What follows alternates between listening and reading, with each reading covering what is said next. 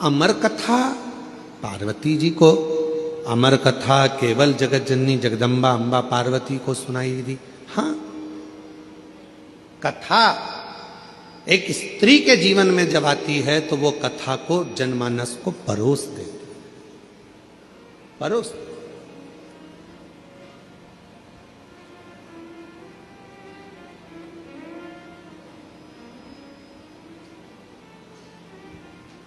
दुनिया में केवल एक स्त्री ही ऐसी है, महिला एक नारी ही ऐसी है, जब सब खा लेते हैं तब आखिरी में वो खाने बैठती है, भोजन करने बैठती है।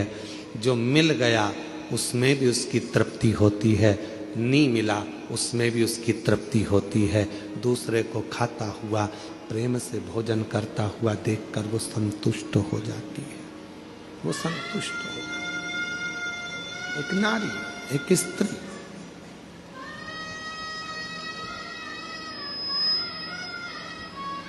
कल कथा चल रही थी भगवान देवादिदेव महादेव के मंथन की, और मेरे भोले बाबा ने कंठ में विष को रख लिया था और मां पार्वती जी ने उसको रोक लिया था अंदर उतरने से पहले।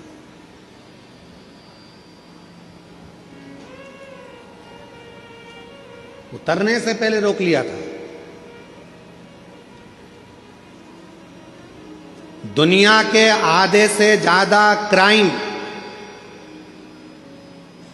घर में रहने वाली स्त्री रोक सकती है। घर में रहने वाली नारी, घर में रहने वाली एक महिला दुनिया में होने वाले आधे से ज्यादा क्राइम को रोक सकती है। कैसे रोकेगी? अपने पति को अच्छा उपदेश देकर, उसको समझाकर, अपने बेटे को अच्छा संस्कार देकर, अपनी बेटी को अच्छा ज्ञान देकर, अपने ससुर को अच्छा ज्ञान देकर, अपने पिता को अच्छा उपदेश देकर, अपने भाई को अच्छा ज्ञान देकर, उपदेश देकर। दुनिया में किसी सरकार की इतनी सामर्थ्यता नहीं है जो क्राइम को रोक सके।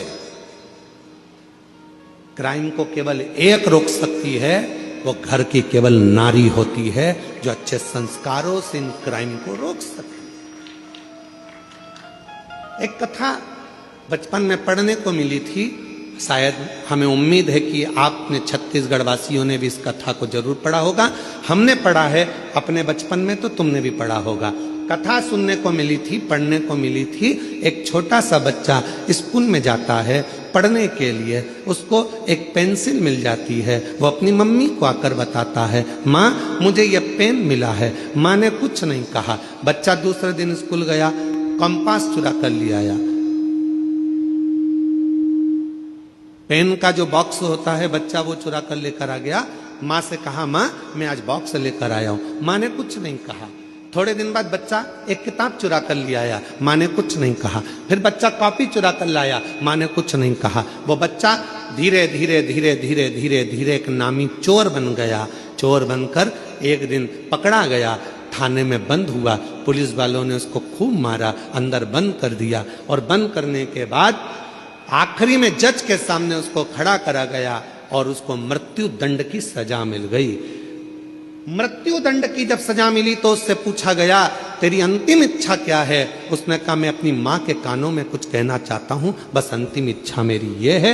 उसकी माता को बुलाया गया। उसके मरने के पहले जब माँ आई, उसकी माँ के कानों के अंदर उसने कुछ कहना चाहा।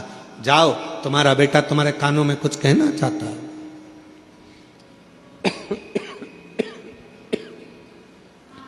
माँ ने कान आगे करा। बच्चे ने गला पकड़ रहा है, माइक गई। बच्चे ने मां के कानों को पकड़ा दांतों से। इतना तेज उस लड़के ने अपनी मां के कानों को काटा कि उसमें से रक्त निकलने लगा। पुलिस वालों ने उसको छुड़ाया। मुश्किल से वो कान दांतों से छूटा। आखिरी में पुलिस वालों ने पूछा कि ये तेरी माँ है और तूने इसको दांतों से काट दिया? तो कहा, आज सूली पर चढ़ाने वाली भी ये मेरी माँ है। जिस दिन मैं पहली बार चोरी कर कर आया था, मेरी माँ मेरे गाल पर थप्पड़ मार देती तो शायद आज मुझे फांसी की सजा नहीं मिलती। आज मुझे फांसी की सजा नहीं मिलती। दुनिया में कोई ऐसी सरकार नहीं है जो क्राइम को रोक सके। क्राइम को अगर रोक सकती है तो वो घर की नारी रोक सकती है। अपने भाई को समझाकर, पिता को समझाकर, बच्चों को समझाकर, अच्छे संस्कार देकर, प्रेम देकर, स्नेह देकर अपने बच्चों को गलत जगह से रोक कर वो क्राइम को रोक सकती है। केवल एक स्त्री, केवल एक नारी।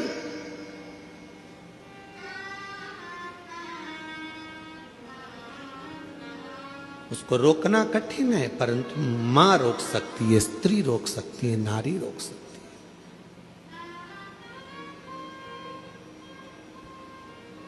कितना विचित्र प्रसंग है। विनायक का सिर किसने काटा था? जम के बोलो जरा।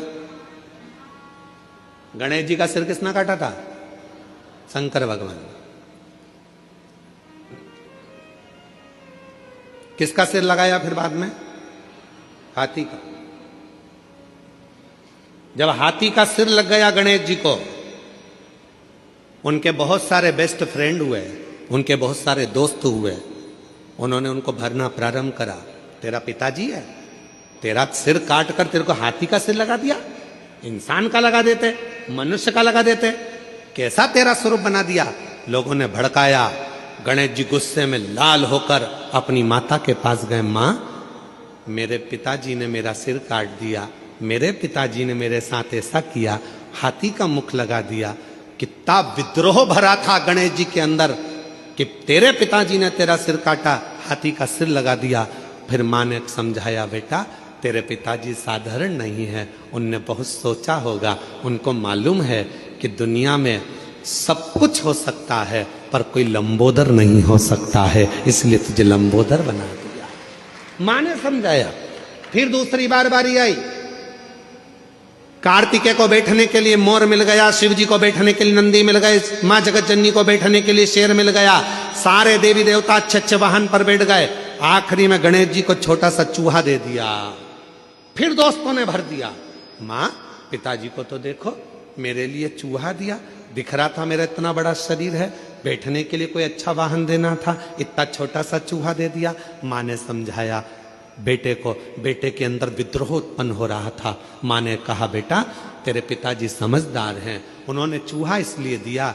बड़े बड़े गाड़ियां ट्रैफिक में फंस सकती है, पर मोटरसाइकिल और साइकिल कहीं से भी निकल सकती है, इसलिए तुझे छोटा वाहन दिया गया।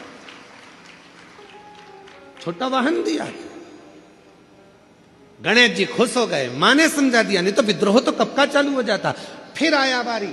अब की बारी आई कि पृथ्वी की परिक्रमा कर कराना है।